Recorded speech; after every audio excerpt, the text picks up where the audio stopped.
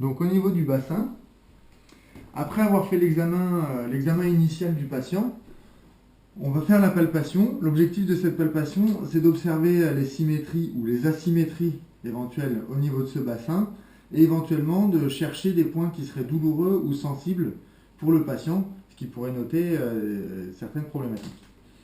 Donc, on va commencer le patient en décubitus dorsal, à venir chercher ici à palper les EIAS. L'idéal, c'est de partir d'en bas et de remonter jusqu'à venir buter ici sur le bord inférieur des EIAS, qui est relativement saillant et qu'on sent bien. Du coup, on va noter la différence de hauteur, éventuellement la symétrie droite-gauche, et également la distance à l'ombilique, voir si on a la même distance approximativement entre la droite et la gauche. On compare toujours droite-gauche, l'objectif est de noter des différences. Deuxième chose possible à faire, se mettre au niveau de la tête du patient et venir ici palper la branche ischio-pubienne. Donc au niveau de la symphyse pubienne, on se met sur le bord sup de la symphyse pubienne et on essaye de noter éventuellement un décalage de hauteur entre la droite et la gauche à ce niveau-là. On peut ensuite demander au patient de venir se mettre en décubitus ventral. Et on va observer, cette fois-ci, travailler au niveau des EIPS. Donc même chose, on part d'en dessous et on va remonter progressivement jusqu'à venir ici buter contre ces EIPS. Idem, on regarde si éventuellement il y a une différence de symétrie de hauteur droite-gauche.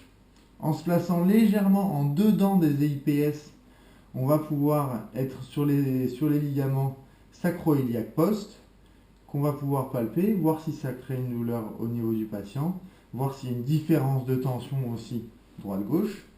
Toujours en partant des EIPS, on va descendre légèrement d'1 ou 2 cm vers le bas et vers l'extérieur, donc à 45 degrés vers l'extérieur, vers le bas, depuis les EIPS, et ici on tombe sur la jonction ilio-sacrée. Donc on peut palper, et même chose, observer s'il y aurait douleur ou zone sensible pour le patient. Après avoir fait ça, on va pouvoir palper ici les ischions. Donc, au niveau des ischions, donc l'idéal c'est de le repérer avec la paume de la main et ensuite avec les pouces directement sur l'ischion. En se plaçant légèrement en dedans des ischions, on arrive ici sur le grand ligament sacro-sciatique qui normalement en décubitus ventral devrait être mou à la palpation, il doit être détendu. Si ce n'est pas le cas, ça pourrait noter éventuellement un problème à ce niveau-là. Depuis l'ischion également, en glissant vers l'intérieur, ici, donc quand le patient, on peut le faire aussi en dorsal, mais c'est quand même plus aisé de le faire le patient en ventral, pour son intimité c'est un petit peu plus simple. On va longer ici la branche ischio-pubienne et on va pouvoir palper les insertions des ADD jusqu'à la symphyse pubienne pratiquement. On peut le faire des deux côtés. Ça peut être intéressant par exemple si on a des tendinopathies au niveau des ADD. Ensuite, on peut bien sûr palper les bords ici du grand trochanter, donc le bord antérieur, le bord sup, le bord post, noter éventuellement des douleurs ou des zones sensibles pour le patient. Et dernière chose qu'on peut faire au niveau du bassin, palper ici le muscle piriforme.